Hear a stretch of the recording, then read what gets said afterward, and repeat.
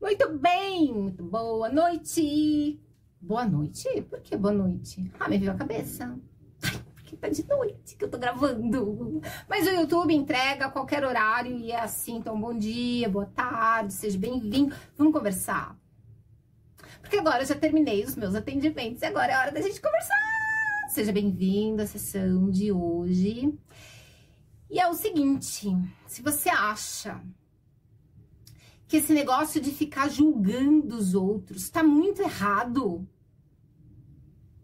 nós precisamos mesmo conversar. Porque a gente julga mesmo. A gente nasce julgando, a gente nasce... Não, eu não sei se a gente nasce julgando, não sei de onde que eu tirei isso. Eu acho que eu queria falar alguma coisa, e aí eu falei isso.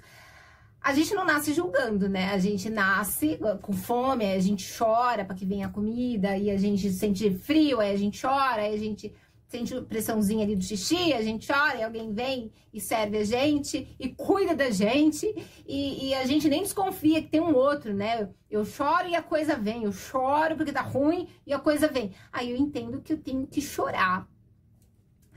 Em algum momento do seu crescimento, do seu amadurecimento, você vai parar de chorar, você vai aprender a comunicar, você vai aprender a observar as suas necessidades, vai aprender a chamar o outro para conversar, para trocar ideia, para fazer combinados, vai aprender a fazer pedidos simples, diretos, objetivos. Ai, agora que eu lembrei uma coisa, eu tô gravando os últimos... Ai, eu não podia mexer. Mexi. O que acontece se eu mexer no explode.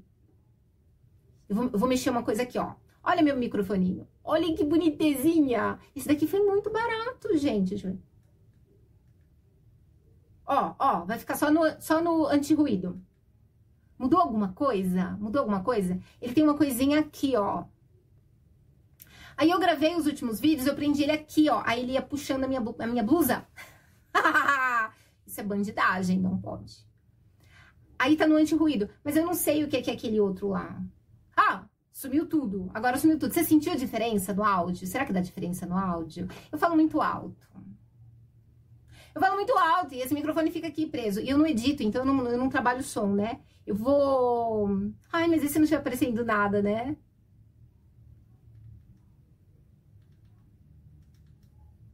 Fez diferença? Fez diferença? Vou falar só assim. Então, o que acontece? À medida em que a gente vai amadurecendo e a gente vai ficando mais consciente das nossas necessidades e como é que a gente faz para atender as nossas necessidades sem ter que passar por cima da necessidade do outro sempre que possível, isso é legal, né? Pelo convívio, pelo bom convívio, isso é muito legal.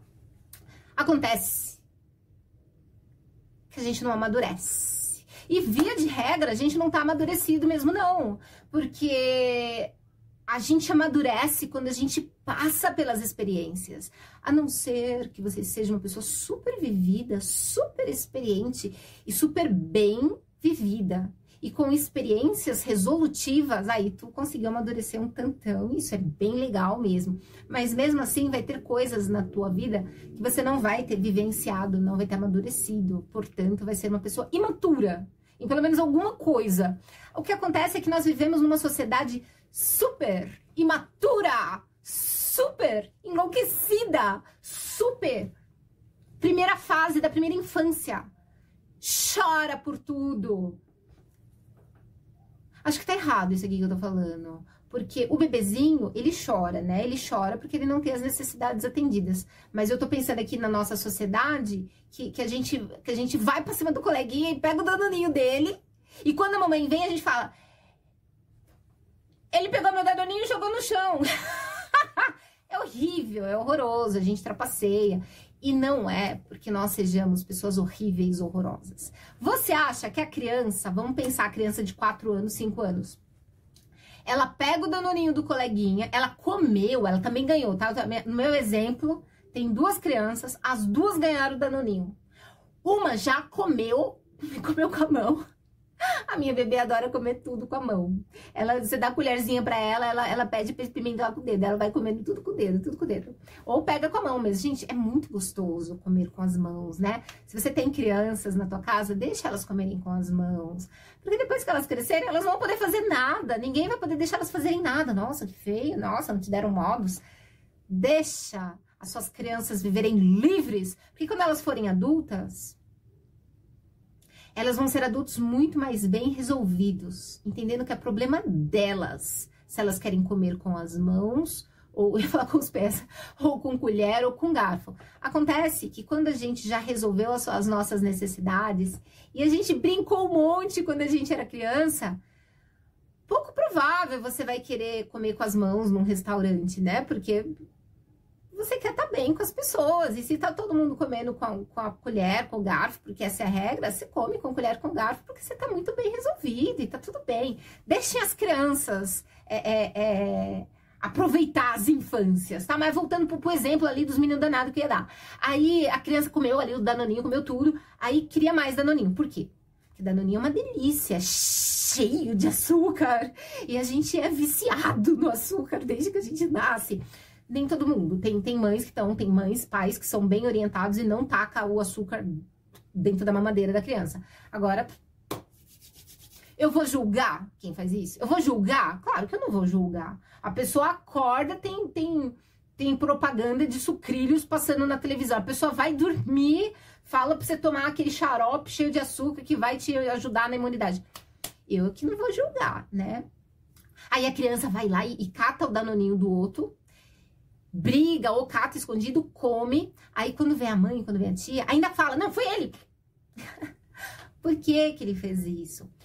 Ele fez isso por várias coisas. Primeiro que ele ainda não entende as consequências. E se não tiver consequência, legal é catar o danoninho de todo mundo e comer, né? Ele não entende as consequências. Ele ainda não entende que o fato dele estar feliz, porque comeu 2 danoninhos, e o outro infeliz, porque além de ter perdido o danoninho ainda levou bronca da mãe, porque o danado conseguiu inverter o jogo, ele não sabe qual que é o problema disso. Ele não consegue sentir empatia ainda o suficiente pela tristeza do outro. Em algum momento sente. Imagina, as crianças são super empáticas, tá? Mas quando a gente não entende a consequência, o dano causado, a empatia não se estende até lá, né? Agora, o que acontece é que o modo da gente resolver isso, vem a mãe e dá-lhe um tapa, ou dá-lhe um castigo. Então, a criança vai entender que ela não pode fazer aquilo, porque senão ela vai levar um castigo.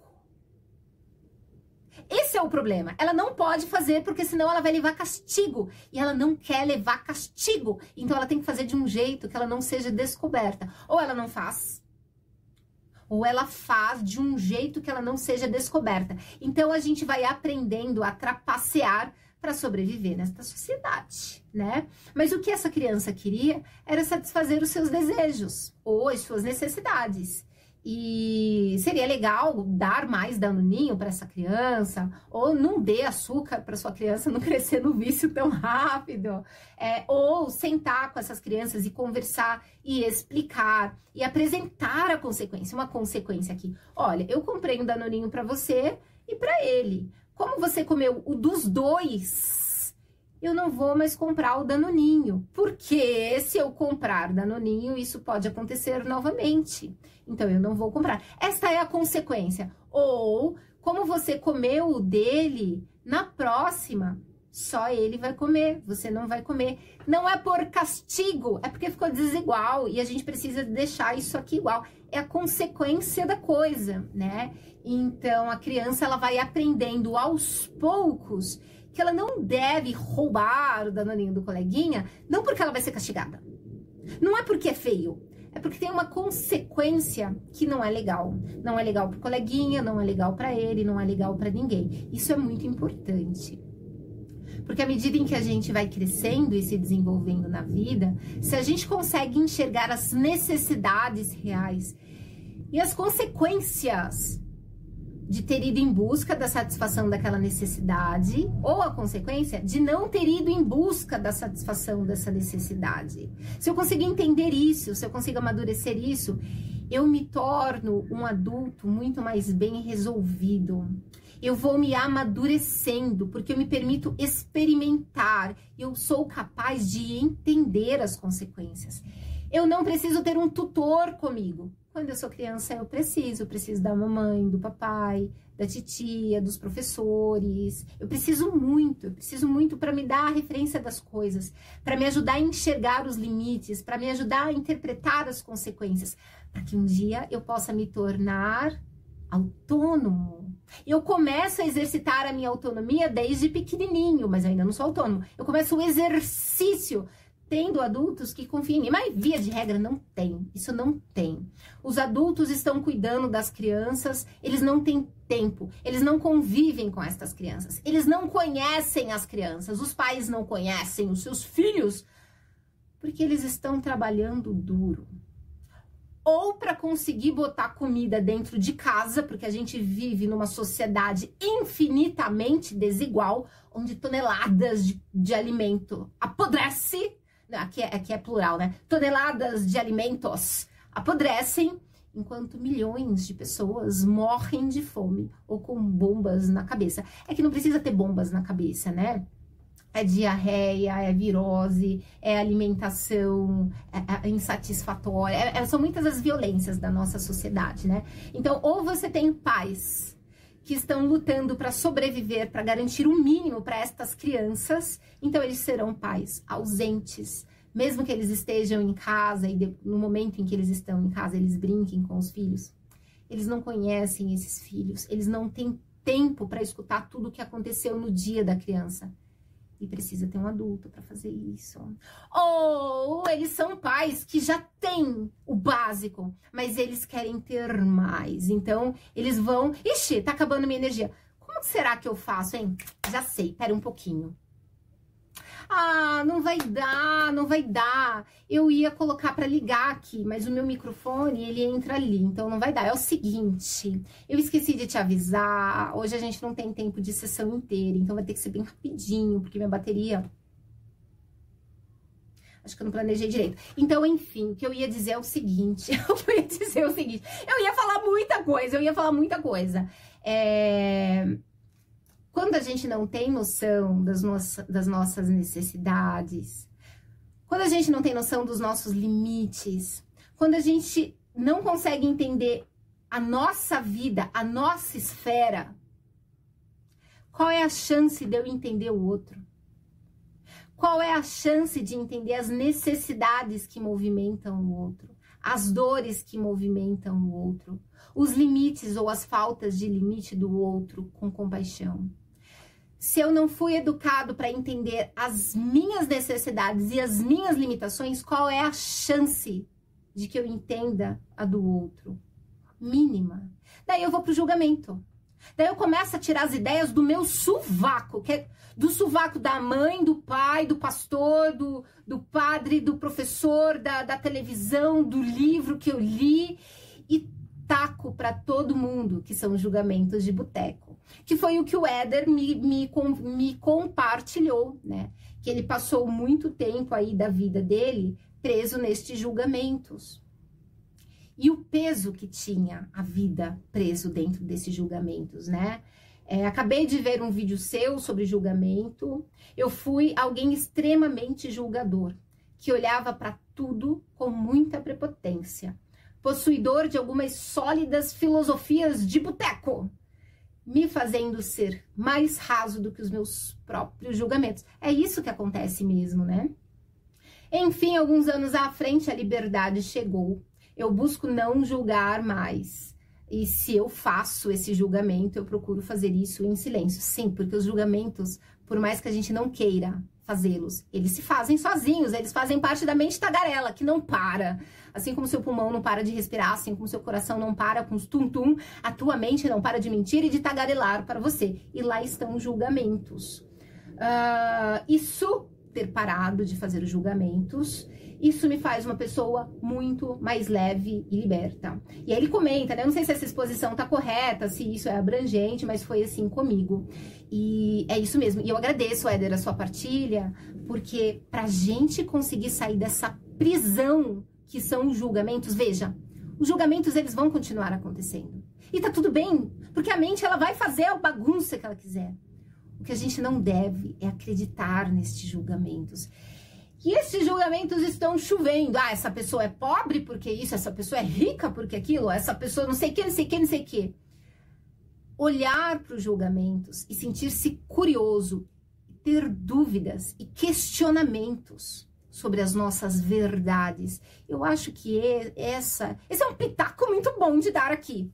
Duvide das suas verdades. Faça aí uma listinha das suas 5 principais verdades. As verdades matadoras, as verdades revolucionárias, as super verdades conservadoras. Não importa como é que você chama as suas verdades. Faça uma listinha de 5, de 3 pode ser, se tiver com preguiça. Só, pensa aí, pelo menos de 1 a 5 verdades. E se você descobrir que elas são mentiras? E se você descobrir que elas são apenas meia-verdades? E se um dia na vida você descobrir que na verdade ela é só uma meia-verdade? É tudo bem pra você? Se você achar que seria muito terrível, tenta buscar mais fontes para se aprofundar sobre as suas verdades. Porque quando a gente abre um leque para pesquisar, ouvir opiniões contrárias, mas não vai pegar opinião besta. Pode pegar as opiniões besta também, mas não pode só ser opinião besta, né? E às vezes aquele filósofo incrível, aquele pós-doc, ele tem uma opinião besta. Como é que você vai saber? Veja diferentes opiniões, com senso crítico. Não com senso da defesa da sua verdade matadora. Com senso crítico, se permitindo duvidar. Você não precisa contar pra ninguém. Se você é de direita, você não precisa contar pra ninguém que você tá lendo Marx. Se você é de esquerda, você não precisa contar pra ninguém que... Eu não sei quais que são os da direita.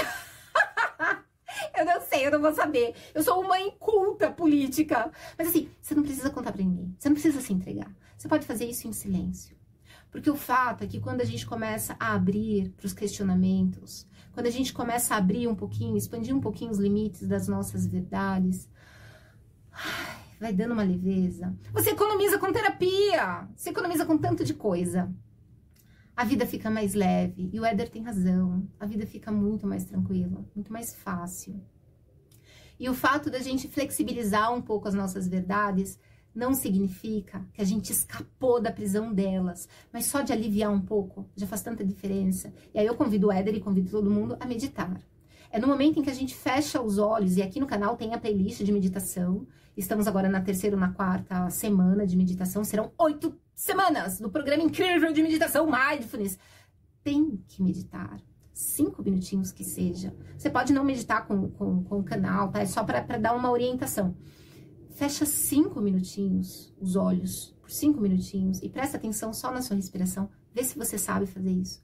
Vê se você consegue fazer isso. Eu acho que você não consegue fazer isso. Tenta. Descobre se você consegue ficar 1 minuto sem pensar em nada, só prestando atenção aqui. Os pensamentos não vão parar, tá bom? Não vão parar, eles vão ficar pensando, tá tudo bem. Veja se você consegue ficar só prestando atenção aqui, sem ser raptado por um pensamento. Ficar aqui. Se você descobrir que consegue ficar 1, isso já é bem legal. Tenta 2, tenta 5 minutinhos. Começa a fazer isso todos os dias. Você vai descobrir verdades horrorosas que vivem dentro de você. Pensamentos horrorosos, julgamentos horrorosos, sentimentos, emoções horrorosos. E é por isso que a gente não fecha o olho para olhar para dentro. Porque a gente não quer conhecer a nossa realidade. A gente não quer saber da feiura que tem aqui dentro. Porque a gente já vai começar a julgar. Porque a gente vai olhar para dentro e vai falar: eu sou um bosta, que odeio, eu me odeio. Não é para isso. É para você se conhecer. É pra ver onde é que tem teia de aranha, que devagarzinho a gente vai lá tirando essa teia de aranha. Pra descobrir onde é que tá nas sombras, porque devagarzinho a gente vai jogando luz ali. Você vai ver que é um lugar bonito lá dentro. Você vai ver que você é uma pessoa muito bacana, muito agradável. É só tirar poeira, tirar um pouco dessa teia de aranha, tirar um pouco do limo, um pouco da fedorância. Todo mundo tem um pouco de fedorância interna, não tem que eu te conheça, eu te conheço um pouquinho. Esse trabalho de autoconhecimento, ele é imprescindível. E é bom que a gente possa fazer isso enquanto a gente não tá deitado, acamado. Enquanto a gente não foi parar numa UTI, enquanto a gente não ficou encravado dentro de casa para os outros ter cuidado de nós. É bom a gente fazer esse processo de autoconhecimento enquanto a vida ainda tá fluindo. Se você estiver deitado aí, encravado na cama, também é um ótimo momento, é uma ótima oportunidade. Para muitas pessoas esse é o momento. Quando você tá lá deitado, você não dá conta mais de levantar, você não dá conta mais de fazer suas coisas, o que te resta? Você vai olhar para dentro. Essa é a melhor oportunidade da vida. Então, te convido a exercitar as meditações. Eu não vou poder te agendar agora, porque eu tô sem agenda, tá? Mas a gente tem as mentorias, você pode perguntar, se você quiser, né, se você se interessar. As mentorias, por enquanto, elas só são por 2 meses, né? Eu vou te assessorando, eu vou te orientando, vou te respondendo pelo WhatsApp, a gente tem os encontros pelos grupos. Em algum momento eu terei isso um pouco mais formatado também, mas por enquanto é isso, né? E é isso. Acho que eu vou acabar aqui, porque acabou aí. Tem sessão que acaba assim. Terminamos então a gente se vê na próxima sessão, tá? Muito obrigada por você ter vindo, foi ótimo, me dar um abraço, papapá. Como aqui não é presencial, a gente só vai mandar assim, beijo, até a próxima!